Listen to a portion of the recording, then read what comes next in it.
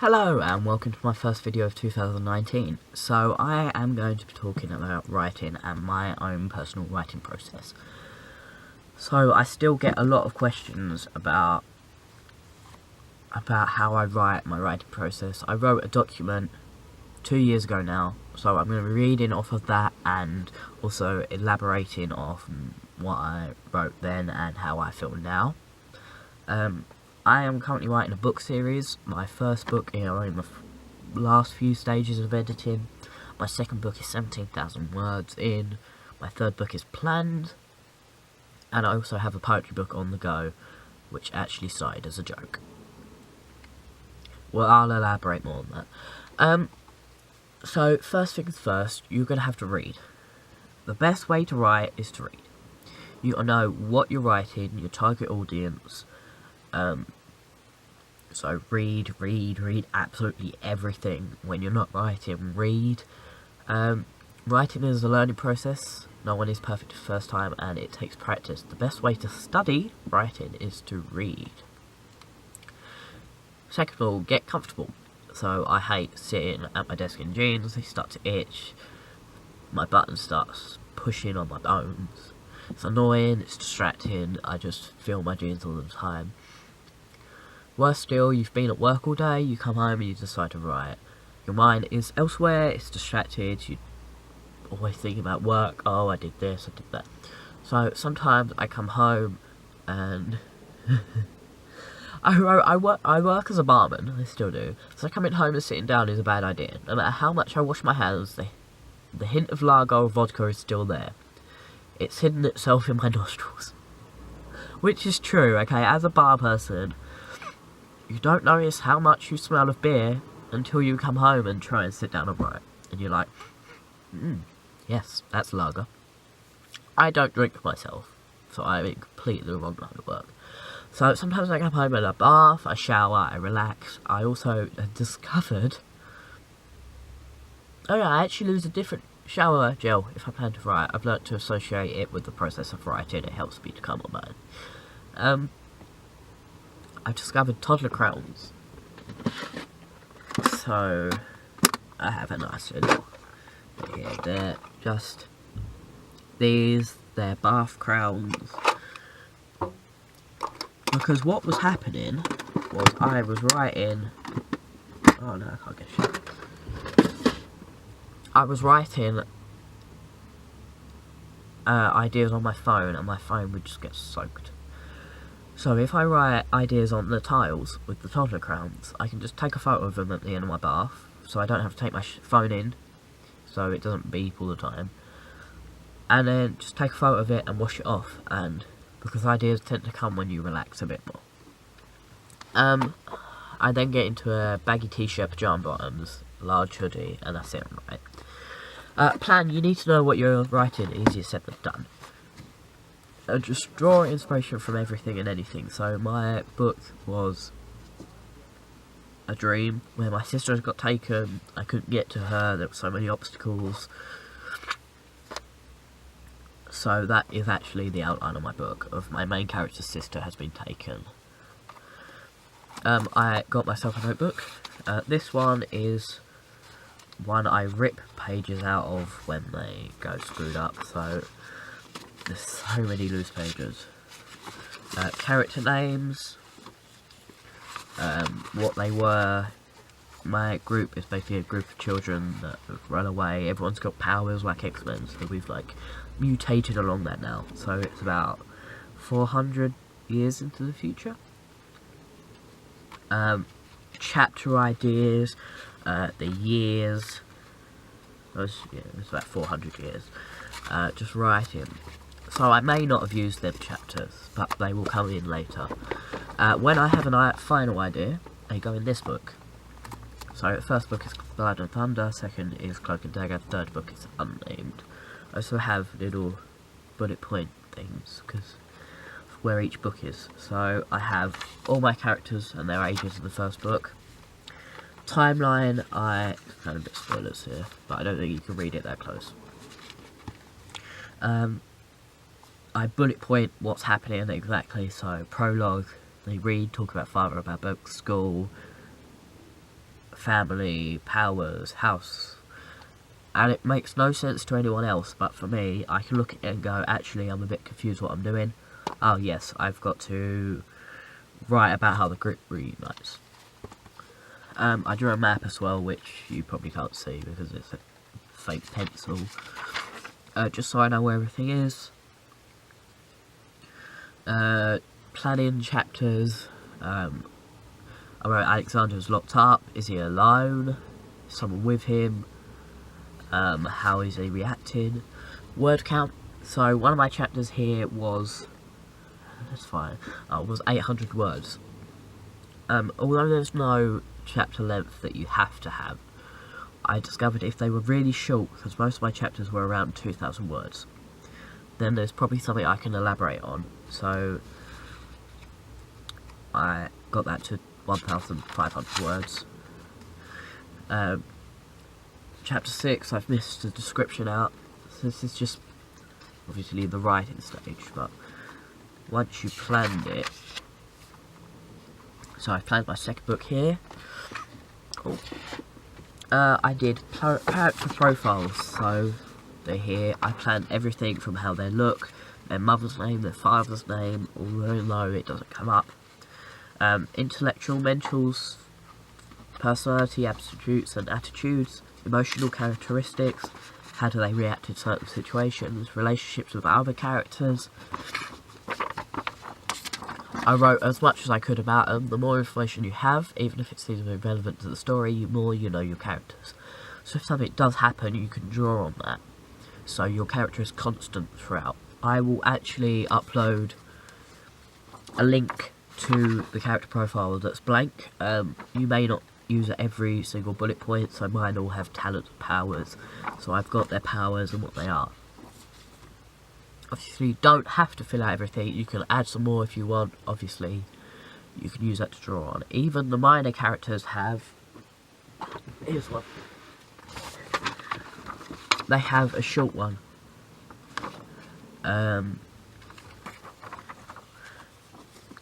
I can just draw on, so I have a baker that they see in about 2 chapters. And he has quite a detailed one because he's in it for more than a chapter. Just so I can come back to it if need be. Writing, and in brackets, crying. Writing is stressful. Some days you'll have nothing, you'll get so frustrated. Other days you'll write 5 chapters. It's hard, but you'll get there. So I try to aim for 100 words a day, which is very achievable on most days, but others it's not. So one day I wrote 35 words. That was it. I sat here for about 4 hours and I just couldn't do it. Sometimes it's best to write. Try not to think too much. Just let it flow. If you can, I always aim to write 1 sentence. If I've done that, I've achieved my goal. So as long as I write 1 sentence, then I'm happy. I've learnt that with my depression, the best thing to do is not to force myself. Set very small goals, very achievable goals. 1 sentence may seem easy for some people, but on certain days when I'm really struggling, that 1 sentence is a mountain. I remember one day last year, I think I sat for about 2 hours, I didn't have a sentence. I couldn't do it, I felt really shoddy that I just couldn't write a sentence. So I gave up trying to write that day. I actually went through and just named my chapters. That was it. That was my writing for the day. When I write, when I come back, I read the previous chapter I wrote. I don't edit unless it's just a typo. And then, so I know where I am on the next writing day. Sometimes I write 3 chapters, so I don't read the 2 previous chapters, just the last one. Just so it's easier, and I discovered from my first book I was editing too much as I was going. So this is a printout I got because it was easier to get it bounded to read, so you could just the shizzle anyway. It's easier to read when it's bounded. You can get from any printing company. You can just look online, search around for cheap. I always have a document on my computer, and in my notebook I write exactly the same, of points are relevant throughout the whole series. So if I've come up with an idea, I write it down there so I can kind of know what's happening. I think one of them was one of my characters is illiterate. That's it. But I need to know the character's obviously illiterate so I can remember. Editing. I get very frustrated and depressed if I don't think I've done good enough. This was the hardest thing for me to remember. The first draft is just that. The first draft is for you to get your ideas down and no one else will read it unless you want them to. The real story comes together during the editing. When I edit, I read through and look for some key things. Can I build on description? Does this really make sense? Can I say this in a better way? Does the events play out as I want them to? Did I miss anything? Only recently did I realise I wrote something in a later chapter that I didn't explain earlier, so I had to add a whole new chapter. Loopholes! They're my favourite. Mistakes, spelling, grammar. Did I say someone was one age and then put different in something earlier? When I ended up changing things in earlier or later chapters, I would find that I didn't change it in another part. This editing stage is literally never ending. I found it editing difficult when looking on a screen, so my brain would just skip past certain bits. So once I did as much as I could on the computer, I printed all of my 119 A4 pages out, sat down and highlighted, scribbled and spilled coffee over them. I colour-coded parts that I thought I could explain better, bits that I needed to check on throughout the story, bits that need more explaining. I checked for spelling errors and 4 AM typos. Eventually get some people close to you to read it. Different sets of eyes will pick up on different things, see what they think need improving, find out what they loved. So one part of my story, I needed for it to be heart-wrenching, because if it wasn't, then they wouldn't be able to relate to my character, and I really needed them to feel. So when I got my first lot of readers to read it, one of them returned back, said yes, this part was sad, but I didn't really feel it was sad enough. One of my recent readers said that part made them cry. So for me, I feel like that's a massive compliment. So I knew I had made that bit right. Everyone has their own way of writing, and there's no right or wrong way of doing it. It isn't easy, it takes time and effort, but you'll get there. So I had a bit on depression and anxiety, and although I have it myself, I wanted to make sure this bit would come across properly, or not properly, correctly to other people who also had it.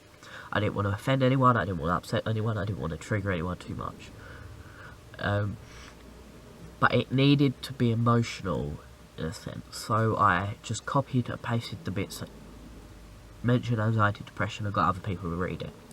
Luckily it will come back fine, but just double check with people if something comes across wrong. So I have a person of colour in my second book, and with my anxiety I worry that I'm going to write things that sound wrong, so I'm going to get someone I know to read this bit, see if they can make any changes, see how it comes across. It's just, I like to be careful, that's my thing. So I think that's everything. Just the last few tips: take breaks, remember to eat and drink, take walks, they help. Try mixing up where you write if you can. I love writing outside scenes. Outside you get different sights, smells and sounds that inspire you. Don't be afraid to completely change parts during editing, that's the point of it. Edit, rewrite, cry, repeat. Sometimes listening to music helps, sometimes it doesn't. So I can't listen to music with lyrics in on some days because I will just write what they are singing. Other days I only listen to piano music, others day I just need silence. It's completely up to you, it's completely up to preference. Don't let anyone tell you what you have to listen to. That I do find annoying. It's okay to sit there and stare at the page, but it won't write itself. I tried. Even if you write something, a backspace, write something, backspace, eventually something might come to you that you'll keep, and you'll press full stop and you'll carry on to the next sentence. Keep a notebook close, or take notes on your phone. You'll never know when an idea is going to pop up. So I have ideas randomly. Again, I put them in the file I put them in my notebook, just so they're there. Sometimes you might cross them off. One last point. There are 2 characters in my first book that were just mentioned by name. They're only mentioned once, they're not really needed. In the second book, they're not really needed. Don't be afraid to cut out of characters.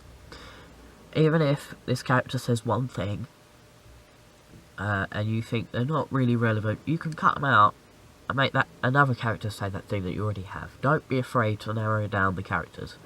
I found it hard to cut out these 2 characters that were just named by names.